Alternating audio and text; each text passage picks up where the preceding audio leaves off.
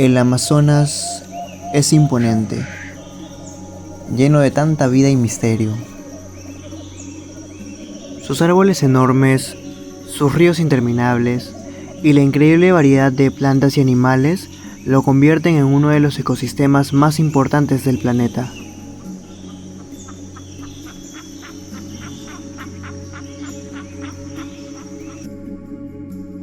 La primera vez que escuché sobre la selva fue cuando era pequeño. Mi padre me contaba cómo fue su infancia en Masicea, cómo creció en un lugar tan hermoso y al mismo tiempo tan olvidado por el Estado. Este olvido del Estado peruano hacia las regiones de la selva se ha evidenciado a lo largo de la historia. Detrás de todo ese paisaje verde lleno de vida, se ocultan también terribles hechos marcados por la explotación, la indiferencia y la falta de protección hacia sus pueblos y recursos naturales. Es por eso que hoy vengo a recordarles uno de los episodios más trágicos de nuestra historia.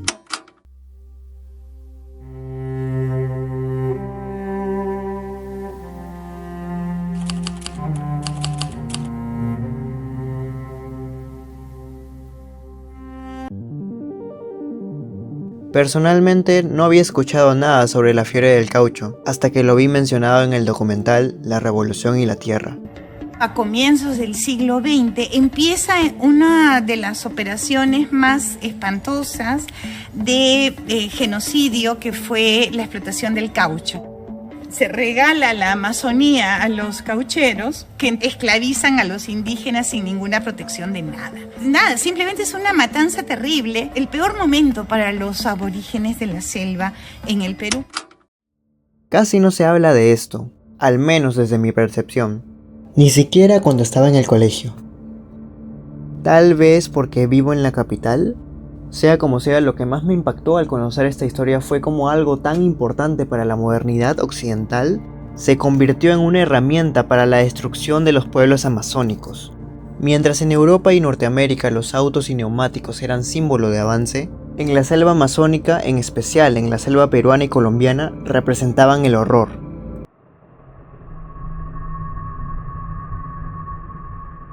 A ver, retrocedamos en el tiempo.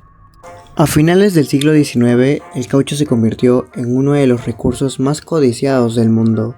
Con la llegada del automóvil y la industria, el caucho natural pasó de ser una curiosidad botánica a una fuente de riqueza descomunal. En ese momento, la selva amazónica se convirtió en el escenario de una fiebre comparable con la del oro. Empresarios extranjeros y locales vieron una oportunidad que se construyó sobre la sangre y el sufrimiento de miles de personas. Y aunque solemos recordar solo la fiebre del caucho, no es la primera vez que las comunidades amazónicas sufrieron por la ambición externa. Según el antropólogo Augusto Javier Gómez López, el historiador Martín Reategui Bartra y la organización Servindí, entre otros autores, señalan que décadas antes, la llamada fiebre de la quina ya había devastado amplias zonas de la Amazonía. Entre 1850 y 1882, empresas como la Casa Elías Reyes y Hermanos, entre otras, se adentraron en la selva para extraer la corteza de los árboles de quina, usados para fabricar medicamentos contra la malaria. Además, según Augusto Javier Gómez López, muchos de los grupos indígenas del Putumayo que habían establecido relaciones con los miembros de la empresa quinera padecieron las consecuencias del contacto y del contagio, produciéndose incluso su extinción. Y aunque la fiebre de la quina terminó con la caída de su precio internacional, dejó implícito un sistema de explotación en la Amazonía y en sus pueblos originarios, que más tarde sería replicado de una forma descomunal. Muchos de sus antiguos empleados migraron, pero algunos permanecieron atentos a otra posibilidad de riqueza. Dicho esto, la fiebre del caucho ya había empezado algunas décadas atrás en Brasil.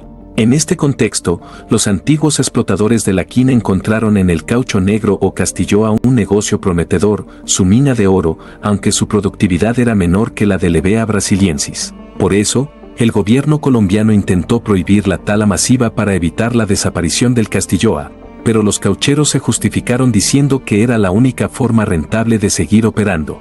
Así, el resultado fue obvio: los árboles se agotaron rápidamente, los costos aumentaron y las guerras interrumpieron el comercio.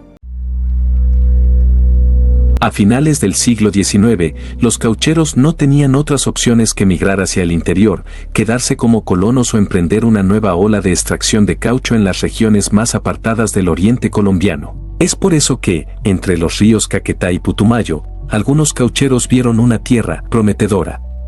Allí no solo existían distintos tipos de cauchos sin manosear, sino un gran número de comunidades indígenas que hasta ese momento habían tenido poco contacto con la civilización. De esta forma, diversos caucheros se adentraron a los ríos Caraparaná, al Alto Cahuinarí y Garaparaná, fundando barracas y campamentos para la explotación del caucho, con la ayuda de los indios.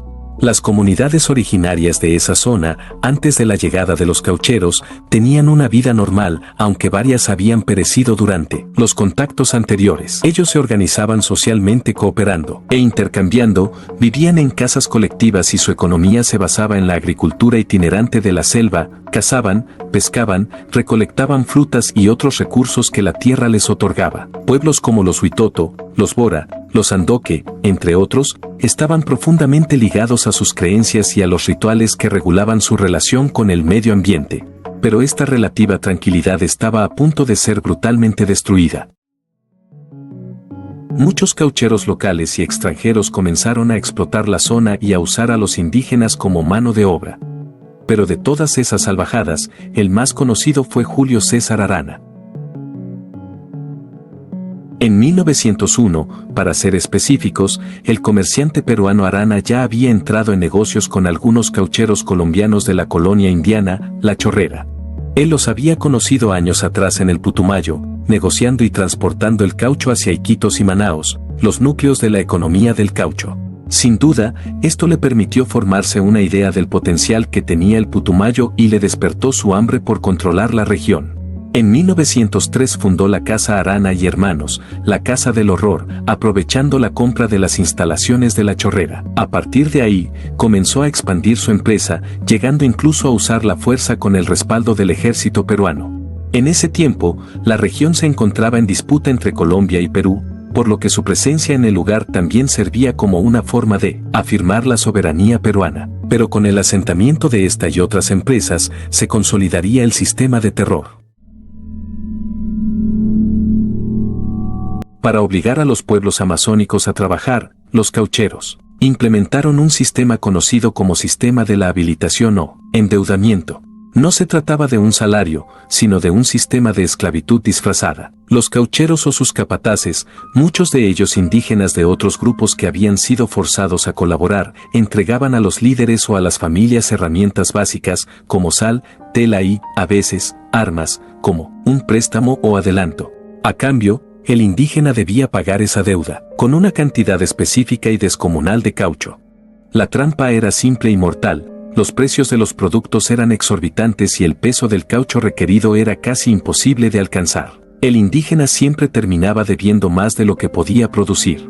La deuda se volvía hereditaria, esclavizando no solo al padre, sino también a sus hijos y a la comunidad entera. El sistema es que le daban, le ofrecían machete, hacha, y como para los indígenas eso era algo novedoso, les servía para trabajar, cuchillos, espejos, pañuelos, y entonces decían, tanto vale, pero ellos no sabían cuánto era la cantidad, entonces les llevaban tiempo pagando, ni sabían si eso costaba una tonelada o media tonelada el valor de eso, sino todo el tiempo se la siguieron pagando hasta no tenía fin la deuda. ¿Los hijos heredaban las deudas de los padres? Sí, sí, en algunos casos sí, porque en algunos casos no, porque es que ya no tenían nada, los niños se morían de hambre, de enfermedades, porque no había protección para ellos. Según el Centro Nacional de Memoria Histórica, se fomentaron las ya mencionadas conquistas, endeudamientos y esclavización de los pueblos indígenas que habitaban tanto la llanura del Putumayo como otras zonas de la región amazónica colombiana. Desde entonces, la disputa por la fuerza de trabajo nativa se convirtió en un hecho recurrente en la medida en que los traficantes y empresarios caucheros de Colombia debieron disputarse la propiedad de sus indios, ya no solo con los tratantes brasileños, sino también con los comerciantes y caucheros del Perú.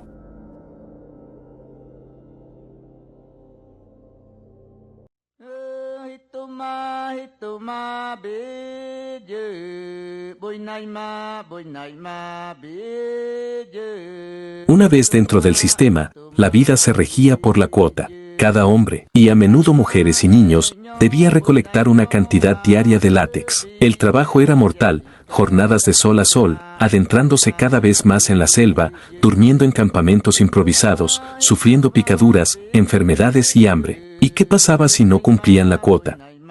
Aquí es donde entra el horror. El castigo por no llevar el peso exacto de caucho era la tortura. Los capataces usaban el látigo, el chicote, y los castigos incluían mutilaciones, ahogamientos, la hoguera o el asesinato directo. No era un castigo, era una demostración de poder, una herramienta para aterrorizar y maximizar la producción. Comunidades enteras intentaban huir o algunas se rebelaban, pero aún así la respuesta fue brutal.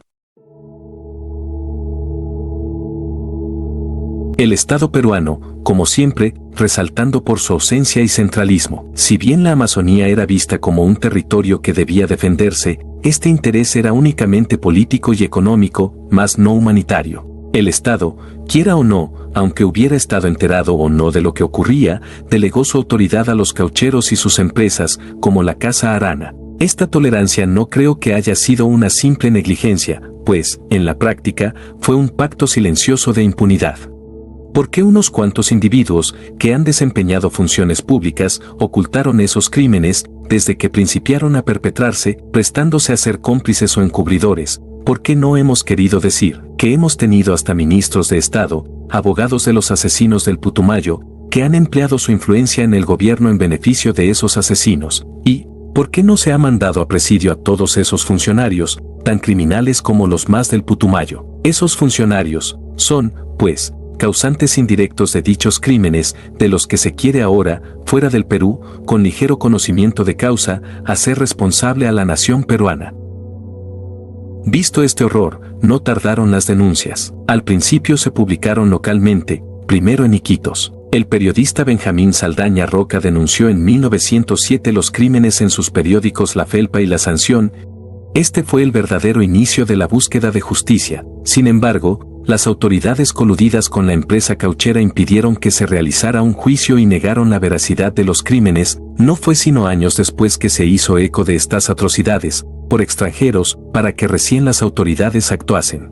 En 1907, un joven ingeniero norteamericano llamado Walter Hardenberg, de paso por el Putumayo, fue testigo del trato que recibían los indígenas y del régimen de tortura al que eran sometidos. También presenció, en el Caraparaná, el asalto a mano armada de un centro cauchero colombiano por los hombres de Arana, apoyados por el ejército peruano. En 1909, el periódico Truz publicó su testimonio bajo el título El Paraíso del Diablo. Esta publicación desató un escándalo internacional y la apertura de una investigación sobre la situación de la Casa Arana por parte del Foreign Office, Ministerio de Asuntos Exteriores y de la Mancomunidad de Naciones del Reino Unido. Por ello, Inglaterra envió al diplomático Roger Casement, quien confirmó la magnitud de los crímenes y, de paso, buscó lavar las manos de Inglaterra de la responsabilidad política que tenía. La propia empresa de Arana, Peruvian Amazon Company, estaba registrada en ese país y contaba con capitales ingleses. Por eso, esta colaboración con la investigación del diplomático les daría una imagen de apoyo y ayuda, así ya no los joderían a ellos. Y pese a toda la evidencia, las contundentes denuncias y recomendaciones, indigna ver que no se condenó a los culpables, o al menos no con el rigor que ameritaba la gravedad de sus delitos. Las investigaciones señalaron a más de 200 personas como culpables de los crímenes. Los principales inculpados, muchos de ellos empleados de alto rango de la Casa Arana, lograron fugarse y nunca fueron capturados ni juzgados. El líder de la compañía, Julio César Arana, utilizó su influencia sobre autoridades, incluido un ministro de Estado, Julio Ego Aguirre, quien era su socio y abogado, y parlamentarios, para evitar ser procesado. Es más, llegó a ser senador por Loreto. Únicamente se logró la captura de empleados de niveles inferiores, el resto evadió la justicia, lo que finalmente llevó a la prescripción de los delitos. La Peruvian Amazon Company solo se enfrentó a un juicio por maltrato laboral en el Reino Unido y se ordenó su liquidación en 1913, pero no hubo un juicio por crímenes contra la humanidad o genocidio. En general, la explotación del caucho en la Amazonía cayó cuando los británicos pudieron producir su propio caucho en sus colonias, acabando así la fiebre del caucho en Sudamérica. Durante más de 3 décadas, miles de poblaciones amazónicas perecieron. Es difícil determinar el número exacto de víctimas, pero la disminución de la población fue enorme. Para la región del Putumayo, se estima que las poblaciones indígenas se redujeron entre un 50% y un 80% en solo unas décadas. Algunos historiadores hablan de la muerte de más de 40.000 personas, en cambio, otros hablan de más de 80.000 personas. El hambre y las enfermedades, como la viruela, contribuyeron al exterminio de la población originaria. Pese a la masacre, algunos pueblos indígenas lograron sobrevivir. Se refugiaron en lo más profundo de la selva, escondiéndose del horror. Otros fueron desplazados, mezclándose con comunidades vecinas o adaptándose a nuevas formas de vida para poder subsistir. Sin embargo, el daño estaba hecho, sus territorios habían sido devastados, sus líderes asesinados y gran parte de su cultura borrada por la violencia. Las lenguas, los cantos, los rituales y las memorias de sus antepasados se perdieron entre el miedo y el silencio. Hoy, los descendientes de aquellos sobrevivientes aún cargan con las huellas de ese pasado. Han logrado reafirmar su cultura y mantener vivas sus tradiciones, aunque su lucha por el reconocimiento, la tierra y la memoria sigue siendo una deuda histórica pendiente.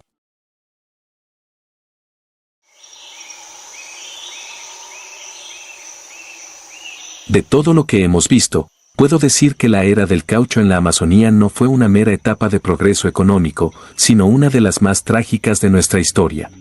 Y lo más indignante es que no fue la única. La violencia se repitió, una y otra vez, bajo distintos gobiernos y formas de explotación, en diversas regiones de la selva peruana. Esas historias también deben contarse y, en otro momento, las abordaré con la profundidad que merecen.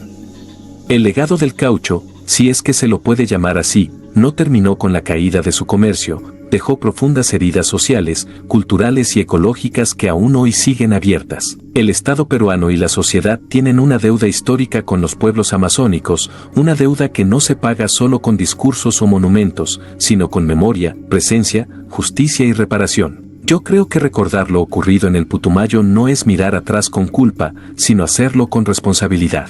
Es reconocer que la ambición, cuando se impone sobre la vida, siempre termina destruyéndolo todo. Y aunque el horror del caucho parezca cosa del pasado, sus sombras siguen presentes.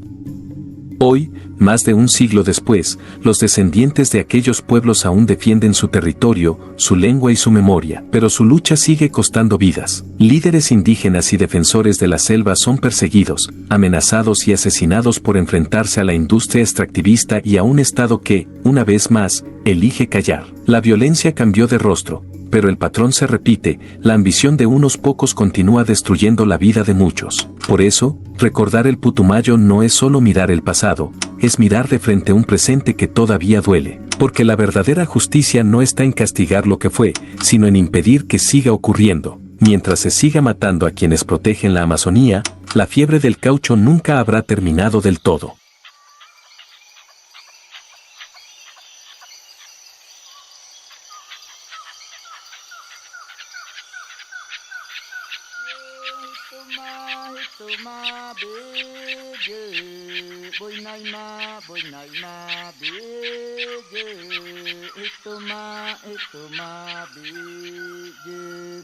Anana enyo buinaño are bija jessica kaipona ituma bije ituma bije buinaima bije ituma bije Anana enyo buinaño are bija jessica kaipona